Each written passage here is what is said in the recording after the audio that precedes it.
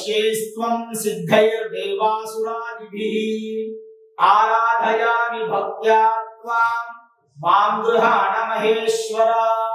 ಶ್ರೀ ಗುರುಭ್ಯೋ ನಮಃ. ಹರಿ ಓಂ.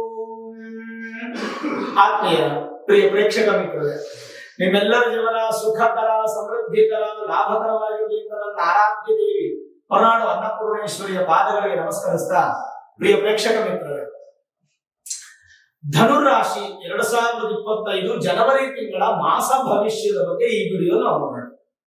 ಪ್ರಮುಖವಾಗಿ ಕೆಲವೊಂದಿಷ್ಟು ಕಾಲಘಟ್ಟಗಳು ನಮ್ಮನ್ನ ಹುಡುಕೊಂತ ಬರುತ್ತೆ. ಕೆಲವುದು ಕೆಟ್ಟದ್ದಾಗುತ್ತೆ, ಕೆಲವುದು ಒಳ್ಳೆಯದಾಗುತ್ತೆ. ನೋಡಿ, ಧನುಸು ರಾಶಿಯವರಿಗೆ ಸುಮಾರು ದಿನದಿಂದ ಗುರುಬಲ ಇಲ್ಲ, ಜೊತೆಗೆ ಶನಿಯ ಆಗ್ರಹನೂ ಇಲ್ಲ. ಅಂದ್ರೆ ಶನಿಯಿಂದ ಕೆಟ್ಟದ್ದಿಲ್ಲ, ಗುರುವಿಂದ ಒಳ್ಳೆಯದಿಲ್ಲ. ಆದರೆ ಈ ವರ್ಷ 2025 ಮಾರ್ಚ್ 28 ಕಳೆದ ಮೇಲೆ ಅರ್ಧಾಷ್ಟಮ ಶನಿ ಪ್ರಾರಂಭ ಆಗುತ್ತೆ ಧನುಸು ರಾಶಿ. ಅಯ್ಯೋ ಗುರುಗಳೇ, ಇವಾಗ ತಾನೇ ಸಾಡೆ ಸಾತಿ ಮುಗಿಸ್ಕೊಂಡಿದ್ದೀವಿ, 7 ವರ್ಷ ಕಷ್ಟಪಟ್ಟಿದ್ದೀವಿ, ತಿರ್ಗಾ ಶನಿ ದೋಷನ, ಭಯಪಡೋ ಅವಶ್ಯಕತೆ ಇಲ್ಲ. ಅದಕ್ಕೆ ಡೀಟೇಲ್ ಆಗಿ ಆಮೇಲೆ ನಾನು ತಿಳಿಸ್ತೀನಿ. ಸರಿ, ಗುರು ವಿಚಾರಕ್ಕೆ ಬರೋದಾದ್ರೆ ಇನ್ನು 5 ತಿಂಗಳು ನೀವು ಕಾಯಬೇಕು ಗುರು ಬಲ ಬರೋದಕ್ಕೆ. ಕಾಯೋಣ, 5 ತಿಂಗಳಿಂದ ದೊಡ್ಡ ವಿಷಯ ಇಲ್ಲ, ದಿನ ಕಳೆದಂತ ಬೇಗ ಕಳೆದು ಬಿಡುತ್ತೆ. ಪ್ರಸ್ತುತ ಹೇಗಿದೆ ಜನವರಿ ತಿಂಗಳಲ್ಲಿ ಧನುರಾಶಿಯವರಿಗೆ ಗುರುವಿನ ಬಲ ಇಲ್ಲ. ಅಂದ್ರೆ ಗುರುವಿಂದ ಇದು ಸಪೋರ್ಟ್ ಸಿಗಲ್ಲ. ಅಂದ್ರೆ ನಿಮ್ಮ ದೇಹ ಅಷ್ಟು ಬಲವಾಗಿರಲ್ಲ, ನಿಮ್ಗೆ ಸುಖ ಜಾಸ್ತಿ ಸಿಗಲ್ಲ ಧನುಸು ರಾಶಿಯವರಿಗೆ. ಶನಿಯಿಂದ ಕೆಟ್ಟದ್ದ ಯಾವುದೂ ಇಲ್ಲ. ಅಂದ್ರೆ ಗುರು ಶನಿಗಳ ಮಧ್ಯೆ ಯಾವುದೇ ತರ ಪ್ರತಿಫಲ ಅಪೇಕ್ಷೆನೂ ಇಲ್ಲ, ಹಾಗಂತ ಅನಾನುಕೂಲನೂ ಇಲ್ಲ.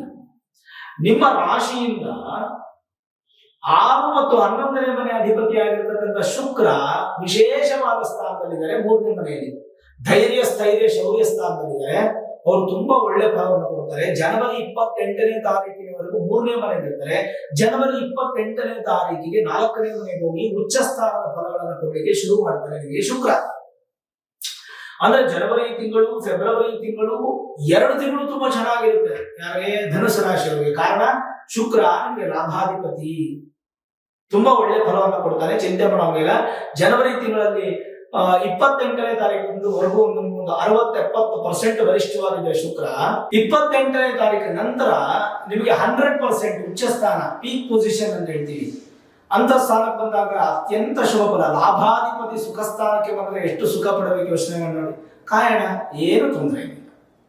ರಾಶಿಯಿಂದ 10 ಮತ್ತು 7ನೇ ಮನೆ ಅಧಿಪತಿ ಆಗಿರತಕ್ಕಂಥ ಬುಧ 4ನೇ ತಾರೀಕು ನಿಮ್ಮ ರಾಶಿಗೆ ಬರ್ತಾರೆ. ನಿಮ್ಮ ರಾಶಿಗೆ ಬರುವಂತಹ ಬುಧ ಒಂದ್ ಸ್ವಲ್ಪ ಮಟ್ಟಿಗೆ ಪಾಸಿಟಿವ್ ಆಗುತ್ತೆ. ಯಾಕಂದ್ರೆ ನಿಮ್ಮ ರಾಶಿಯಲ್ಲಿ ಬುಧ ಇದ್ದಾಗ ಸಪ್ತಮ ಮತ್ತು ದಶಮ ಭಾವಗಳು ಸ್ವಲ್ಪ ಆಕ್ಟಿವೇಟ್ ಆಗುತ್ತೆ. ಉದ್ಯೋಗದಲ್ಲಿ ಅನುಕೂಲ, ಯಾವುದೇ ತರದ ಸಮಸ್ಯೆ ಇರಲ್ಲ, ಹೊಸ ಉದ್ಯೋಗ ಪ್ರಯತ್ನದಲ್ಲಿ ಸಕ್ಸಸ್ ಇರುತ್ತೆ, ಮಾಡ್ತಾ ಇರೋ ಉದ್ಯೋಗದಲ್ಲಿ ಪ್ರಮೋಷನ್ ಸಿಗುತ್ತೆ. ಯಾವುದೇ ತರದ ಉದ್ಯೋಗ, ಯಾವುದೇ ಆಯಾಮದ ಉದ್ಯೋಗ ಆದ್ರೂ ಕೂಡ ನಿಮಗೆ ಸಕ್ಸಸ್ ಇದೆ, ಫೇಲ್ಯೂರ್ ಇಲ್ಲ. ಕಾರಣ ಉದ್ಯೋಗ ನಿಮಗೆ ಸ್ಥಿರವಾಗಿ ಕಾಣಬೇಕಂದ್ರೆ ದಶಮಾಧಿಪತಿ ಬಲಿಷ್ಠವಾಗಿರಬೇಕು. ದಶಮಾಧಿಪತಿ ಯಾರು ಅಂದ್ರೆ ಬುಧ. ಇನ್ನು ಭಾಗ್ಯಾಧಿಪತಿಯಾಗಿರ್ತಕ್ಕಂಥ ಸೂರ್ಯನೂ ಕೂಡ ಜನವರಿ 14ನೇ ತಾರೀಕಿನವರೆಗೂ ನಿಮ್ಮ ರಾಶಿಯಲ್ಲೇ ಇದ್ದು ಭಾಗ್ಯಾಧಿಪತಿ ಬಹಳಷ್ಟು ಚೆನ್ನಾಗಿರ್ತಾರೆ, ತುಂಬಾ ಚೆನ್ನಾಗಿರ್ತಾರೆ. 14ನೇ ತಾರೀಕಿಗೆ ಶತ್ರುಸ್ಥಾನಕ್ಕೆ ಹೋಗ್ತಾರೆ. ಯಾರು? ಸೂರ್ಯ ಶತ್ರುಸ್ಥಾನಕ್ಕೆ 2ನೇ ಮನೆಗೆ ಬರ್ತಾರೆ. ಸ್ವಲ್ಪ ಭಾಗ್ಯಾಧಿಪತಿ ವೀಕ್ ಆಗ್ತಾನೆ. ಒಂದು ಗ್ರಹ ಬಲಹೀನವಾಗಿದ್ರು ಇನ್ನೊಂದು ಗ್ರಹ ಬಲವಾಗಿರುತ್ತೆ. ಹಾಗಾಗಿ ಏನು ಚಿಂತೆ ಮಾಡೋ ಅವಶ್ಯಕತೆ ಇಲ್ಲ. ನೀವು ಧೈರ್ಯವಾಗಿರ್ಬೋದು. ಭಗವಂತನ ಆಶೀರ್ವಾದ, ಭಗವಂತನ ಅನುಗ್ರಹ ಅನ್ನುವಂಥದ್ದು ನಿಮ್ಮ ಮೇಲೆ ಖಂಡಿತ ಇದೆ. ಇನ್ನು ಶನಿಯ ವಿಚಾರಕ್ಕೆ ಬರೋದಾದ್ರೆ ಮಾರ್ಚ್ 28ನೇ ತಾರೀಕುವರೆಗೂ ಧನುಸು ರಾಶಿಯವರಿಗೆ ಯಾವುದೇ ತರದ ಶನಿಯ ಕಾಟ ಅನ್ನುವಂಥದ್ದು ಇಲ್ಲ. ಮಾರ್ಚ್ 28ನೇ ತಾರೀಕಿಗೆ ಶನೈಶ್ಚರ ವಿಶೇಷವಾಗಿ ಧನುಸು ರಾಶಿಯವರಿಗೆ ಅರ್ಧಾಷ್ಟಮ ಶನಿ ದೋಷ ಅನ್ನುವಂಥದ್ದು ಪ್ರಾರಂಭ ಆಗ್ತಾ ಇದೆ. ಈ ಶನಿ ದೋಷದಿಂದ ಅರ್ಧಾಷ್ಟಮ ಅಂದ್ರೆ ಸ್ವಲ್ಪ ತಲೆನೋವು, ಹೆಡ್ಏಕ್ ಅಂತ ಹೇಳ್ತೀವಿ, ಮೈಗ್ರೇನ್ ಅಂತ ಹೇಳ್ತೀವಿ, ಸ್ಟ್ರೆಸ್ ಅಂತ ಹೇಳ್ತೀವಿ, ಸುಖಾಸುಖ ಡಿಪ್ರೆಸ್ ಅಂತೀವಿ, ಇದೆಲ್ಲ ಅರ್ಧಾಷ್ಟಮದಿಂದ ಬರುವಂಥದ್ದು. ಹಾಗಾಗಿ ಧನುರಾಶಿಯವರು ಮಾರ್ಚ್ 28ನೇ ತಾರೀಕು 2025ನೇ ಇಸ್ವಿಯಲ್ಲಿ ಶನಿ ಬದಲಾವಣೆ ಆದ ಕೂಡಲೇ ನಂತರದ ದಿನ ಮಾರ್ಚ್ 29ನೇ ತಾರೀಕಿಗೆ ಶನಿ ಶಾಂತಿ ಮಾಡಿಸ್ಕೊಡಿ. ನಿಮ್ಮ ಮನೆ ಸುತ್ತಮುತ್ತ, ನಿಮ್ಮ ಗ್ರಾಮದಲ್ಲಿ ಯಾವ್ದಾದ್ರು ದೇವಸ್ಥಾನಗಳಲ್ಲಿ ಶನಿ ಶಾಂತಿ ಪೂಜೆ ಹೋಮ ಮಾಡ್ತಾ ಇರ್ತಾರೆ, ಅಲ್ಲೂ ಸಂಕಲ್ಪ ಕೊಟ್ಟು ಸೇವೆ ಮಾಡಿಸಿ. ಎಲ್ಲೂ ಅನುಕೂಲ ಆಗ್ಲಿಲ್ವಾ? ನಾನು ನಿಮಗೋಸ್ಕರ ನಿಮ್ಮ ಸಹಕಾರದಿಂದ 1 ಲಕ್ಷ ಸ್ವಾಹಾಕಾರದ ಶನೈಶ್ಚರ ಮಹಾ ಯಜ್ಞವನ್ನ ಮಾಡ್ತಾ ಇದ್ದೇನೆ. ಈ ಯಜ್ಞಕ್ಕೆ ನೀವೆಲ್ಲರೂ ಕೂಡ ಪಾಲ್ಗೊಳ್ಬಹುದು. ಇದಕ್ಕೆ 431 ರೂಪಾಯಿ ನೀವು ಕಟ್ಟಬೇಕಾಗುತ್ತೆ. ಅದು ನಿತ್ಯ ಸೌಭಾಗ್ಯ .in ಅನ್ನುವಂತಹ ಒಂದು ವೆಬ್ಸೈಟ್ಗೆ ನೀವು ಲಾಗಿನ್ ಆದ್ರೆ ಅದರಲ್ಲಿ ನಿಮ್ಮೊಂದು ಫಾರ್ಮ್ ಕಾಣುತ್ತೆ. ಅದರಲ್ಲಿ ನಿಮ್ಮ ಗೋತ್ರ, ನಕ್ಷತ್ರ, ರಾಶಿ, ಹೆಸರು, ಪಿನ್ ಕೋಡ್ ಸಮೇತವಾಗಿ ಪ್ರಾಪರ್ ಪೋಸ್ಟಲ್ ಅಡ್ರೆಸ್ ಅನ್ನ ನೀವು ಅದರಲ್ಲಿ ಫಿಲ್ಅಪ್ ಮಾಡಿ 431 ರೂಪಾಯಿ ಹಣವನ್ನ ಒಬ್ಬರಿಗೆ ಸ್ಕ್ಯಾನರ್ ಮುಖಾಂತರ ನೀವು ಪೇ ಮಾಡಿ ರಿಜಿಸ್ಟ್ರೇಷನ್ ಕಂಪ್ಲೀಟ್ ಮಾಡಿಕೊಂಡ್ರೆ ನಿಮ್ಮ ಹೆಸರಲ್ಲಿ, ನಿಮ್ಮ ಗೋತ್ರ ನಕ್ಷತ್ರದಲ್ಲಿ ಸ್ವಾಹಾಕಾರ ಆಗುವಂತಹ ಹೋಮದಲ್ಲಿ ಸಂಕಲ್ಪ ಆಗಿ ನಿಮ್ಮ ಮನೆಗೆ ಮಂತ್ರಾಕ್ಷತೆ ಸಹಿತವಾಗಿ ಕುದುರೆ ಲಾಳ ಅನ್ನುವಂಥದ್ದು ಪ್ರಸಾದವಾಗಿ ನಿಮ್ಮ ಮನೆಗೆ ಬರುತ್ತೆ. ಆ ಕುದುರೆ ಲಾಳವನ್ನು ದೇವರ ಮನೆಯಲ್ಲಿ ಅಥವಾ ಮೇನ್ ಡೋರ್ಗೆ ಅಥವಾ ಕಾರಲ್ಲಿ ಇಟ್ಕೊಂಡು ನೀವು ಅದನ್ನು ಉಪಯೋಗಿಸಬಹುದು. ಅದರಿಂದ ಶನಿಯಿಂದ ಬರುವಂತಹ ಕೆಟ್ಟದ್ದೆಲ್ಲ ದೂರ ಆಗಿ ಒಳ್ಳೆ ಫಲ ಸಿಗುತ್ತೆ. ಒಬ್ಬರಿಗೆ 431 ರೂಪಾಯಿ ಆದ್ರಿಂದ 4 ಜನ ಮಾಡಿಸ್ಬೇಕು, 2 ಮಾಡಿಸ್ಬೇಕಂದ್ರೆ ಪ್ರತ್ಯೇಕವಾಗಿ ರಿಜಿಸ್ಟ್ರೇಷನ್ ಮಾಡ್ಕೋಬೇಕು. ರಿಜಿಸ್ಟ್ರೇಷನ್ ಮಾಡ್ಬೇಕಾದ್ರೆ ಏನಾದ್ರು ಕನ್ಫ್ಯೂಷನ್ ಆಯ್ತು ಅಂತಂದ್ರೆ ಇಲ್ಲಿ ಕೆಳಗಡೆ ಕಾಣ್ತಾ ಇರ್ತಕ್ಕಂಥ ನಂಬರ್ಸ್ಗೆ ನೀವು ಕರೆ ಮಾಡಿದ್ರೆ ನಮ್ಮ ಟೆಲಿಕಾಲರ್ಸ್ ರಿಸೀವ್ ಮಾಡಿಬಿಟ್ಟು ನಿಮಗೆ ಅದನ್ನ ಎಜುಕೇಟ್ ಮಾಡ್ತಾರೆ. ತನ್ನ ಮೂಲಕ ನೀವು ರಿಜಿಸ್ಟ್ರೇಷನ್ ಕಂಪ್ಲೀಟ್ ಮಾಡ್ಕೋಬಹುದು. ಸಕ್ಸಸ್ ಆಗುತ್ತೆ, ಒಳ್ಳೇದಾಗುತ್ತೆ. ಆ ಒಂದು ಯಾಗಕ್ಕೆ ನೀವು ಎಲ್ಲರೂ ಕೂಡ ಸೇವೆ ಮಾಡಿ. ಸರಿ, ಆಗಿದ್ದಾಗ ಈ ಗ್ರಹ ಸ್ಥಿತಿಗಳ ಬದಲಾವಣೆಯಿಂದ ಈ ಒಂದು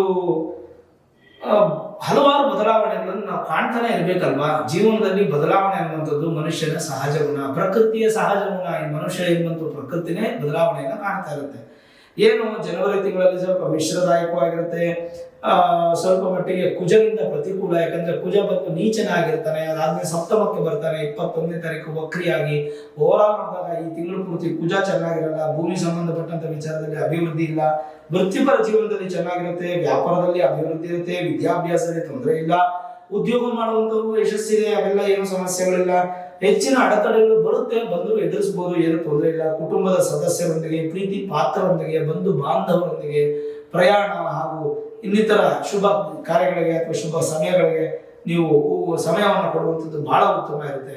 ಜೊತೆಗೆ ಶುಕ್ರ ನಿಮಗೆ ಅದ್ಭುತವಾದಂಥ ಯೋಗವನ್ನು ಕೊಟ್ಟು ಈ ತಿಂಗಳು ಸ್ವಲ್ಪ ಶುಭ ಕಾರ್ಯಕ್ಕೆ ಸಂಬಂಧಪಟ್ಟಂತ ಮಾತುಕತೆಗಳು, ಶುಭ ಕಾರ್ಯ ಆಗುವಂಥದ್ದು, ಕ್ಷೇತ್ರ ದರ್ಶನ ಮಾಡುವಂಥದ್ದು ಎಲ್ಲ ಆಗಿ ಸ್ವಲ್ಪ ಹಣ ಉಳಿತಾಯವನ್ನು ಹೆಚ್ಚು ಕಾಣ್ತೀರಾ, ಹೆಚ್ಚು ಖರ್ಚು ಮಾಡಲು ಚೂರು ಜಿಪುಣತನವನ್ನು ವಹಿಸ್ತೀರಾ. ಗುರುವಿನ ಒಂದು ಬಲ ಇಲ್ಲದಿದ್ರು ಕೂಡ ನಿಮಗೆ ಉತ್ತಮ ಫಲ ಸಿಗುತ್ತೆ. ಆರೋಗ್ಯ ಸಮಸ್ಯೆ ನಿಮಗೆ 8ನೇ ಮನೆ, ಅದರಿಂದ ಸ್ವಲ್ಪ ಅಗ್ನಿ ತತ್ವದ ಸಮಸ್ಯೆ ಆಗಿ ಪೈಲ್ಸ್ ಪ್ರಾಬ್ಲಮ್ ಅಥವಾ ನಿಮ್ಗೊಂದು ಸ್ವಲ್ಪ ಈ ಡೈಜೆಸ್ಟಿವ್ ಸಿಸ್ಟಮ್ ಇಶ್ಯೂಸ್ ಆಗುವಂಥದ್ದು, ಯೂರಿನರಿ ಇನ್ಫೆಕ್ಷನ್ಸ್ ಆಗುವಂಥದ್ದು, ಸ್ಟೊಮಕ್ ರಿಲೇಟೆಡ್ ಇಶ್ಯೂಸ್ ಆಗುವಂಥದ್ದು ಇದನ್ನು ಸ್ವಲ್ಪ ತೀವ್ರವಾಗಿ ಬರಬಹುದು. ಸಾಧ್ಯವಾದಷ್ಟು ಕುಜನ ಅಷ್ಟೋತ್ತರ, ಕುಜಾಷ್ಟೋತ್ರ ಅಂತ ಗೂಗಲ್ ಟೈಪ್ ಮಾಡಿದ್ರೆ ಸಿಗುತ್ತೆ. ಇಲ್ಲಾಂದ್ರೆ ಸುಬ್ರಹ್ಮಣ್ಯ ಅಷ್ಟೋತ್ರ, ಎರಡರಲ್ಲಿ ಯಾವ್ದಾದ್ರು ಒಂದು ಅಷ್ಟೋತ್ರವನ್ನು ನಿತ್ಯ ಕೇಳುವಂಥದ್ದು, ಹೇಳುವಂಥದ್ದು ನಿಮಗೆ ಧನುರಾಶಿಯವರಿಗೆ ಖಂಡಿತವಾಗ್ಲೂ ಜನವರಿ ತಿಂಗಳಲ್ಲಿ ಬರಬಹುದಾದಂಥ ಸಮಸ್ಯೆಗಳಿಂದ ದೂರ ಆಗಿ ಸುಖ ಅನುಭವಿಸೋದ್ರಲ್ಲಿ ಸಂದೇಹನೇ ಇಲ್ಲ. ಮೇಲಾಗಿ ಏನಾದರೂ ದೊಡ್ಡ ದೊಡ್ಡ ಡಿಸಿಷನ್ಸ್ ತಗೋಬೇಕು, ಏನಾದರೂ ಮೇಜರ್ ಆಗಿ ಪ್ಲಾನ್ ಮಾಡಬೇಕು ಅನ್ನೋದಾದ್ರೆ ಆತರ ಪಟ್ಟು ಡಿಸಿಷನ್ ತಗೊಳ್ಳೋದು ಬೇಡ. ನಿಮ್ಮ ಮೆಂಟರನ್ನ ಭೇಟಿ ಮಾಡಿ, ಅನುಭವಸ್ಥರನ್ನ ಭೇಟಿ ಮಾಡಿ, ತುಂಬಾ ಹಿರಿಯರನ್ನ ಭೇಟಿ ಮಾಡಿ, ಅದ್ರ ಬಗ್ಗೆ ಅನಾಲಿಸಿಸ್ ಮಾಡಿ ಆಮೇಲೆ ಏನಾದ್ರು ದೊಡ್ಡ ಡಿಸಿಷನ್ಸ್ ತಗೊಳ್ಳಿ. ಎಲ್ಲೂ ಆಗಲಿಲ್ಲ ಒಳ್ಳೆ ನುರಿತ ಜ್ಯೋತಿಷ್ಯರನ್ನ ಭೇಟಿ ಮಾಡಿ, Vedic astrology, higher astrology predictions ಮಾಡಿಸಿ ಇದು ಸರಿಯಾದ ಸಮಯ, ನಾನು ತಗೊಳ್ಳೋ ಡಿಸಿಷನ್ಸ್, ನಾನು ಮಾಡೋ ಇನ್ವೆಸ್ಟ್ಮೆಂಟ್ ಪರ್ಫೆಕ್ಟ್ ಆಗಿದೆಯಾ ಅಂತೆಲ್ಲ ಯೋಚನೆ ಮಾಡಿ ತದನಂತರ ಡಿಸಿಷನ್ಸ್ ತಗೊಳ್ಳಿ. ಖಂಡಿತ ನಿಮಗೆ ಬಹಳ ಉತ್ತಮವಾದ ಫಲ ಭಗವಂತ ಕೊಡ್ತಾನೆ. ನೋಡೋದ್ರಲ್ಲ ವೀಕ್ಷಕರೇ, ಧನುರಾಶಿಯ ಮಾಸ ಭವಿಷ್ಯ ಜನವರಿ ತಿಂಗಳಲ್ಲಿ ಹೇಗಿದೆ ಅಂತ. ಈ ವಿಡಿಯೋ ಇಷ್ಟ ಆಗಿದ್ರೆ ಲೈಕ್ ಮಾಡಿ, ಶೇರ್ ಮಾಡಿ, ಮುಖ್ಯವಾಗಿ ನಮ್ಮ ಚಾನಲ್ಗೆ ಸಬ್ಸ್ಕ್ರೈಬ್ ಮಾಡಿ, ಬೆಲ್ ಐಕಾನ್ ಅನ್ನು ಪ್ರೆಸ್ ಮಾಡಿ. ಪ್ರತಿನಿತ್ಯ ನಾನು ಪೂಜೆ ಮಾಡುವಂತಹ ನನ್ನ ಆರಾಧ್ಯ ದೇವಿ ಹೊನ್ನಾಡು ಅನ್ನಪೂರ್ಣೇಶ್ವರಿಯ ಆಶೀರ್ವಾದ ಅನುಗ್ರಹ ಸದಾಕಾಲ ಮತ್ತೊಮ್ಮೆ ನಿಮ್ಗೆ ಸಿಗಲಿ ಅಂತ ಪ್ರಾರ್ಥನೆ ಮಾಡ್ತಾ, ಸರ್ವೇ ಜನಾಃ ಸುಖಿನೋ ಭವಂತು, ಸಮಸ್ತ ಸನ್ಮಂಗಳಾನಿ ಭವಂತು.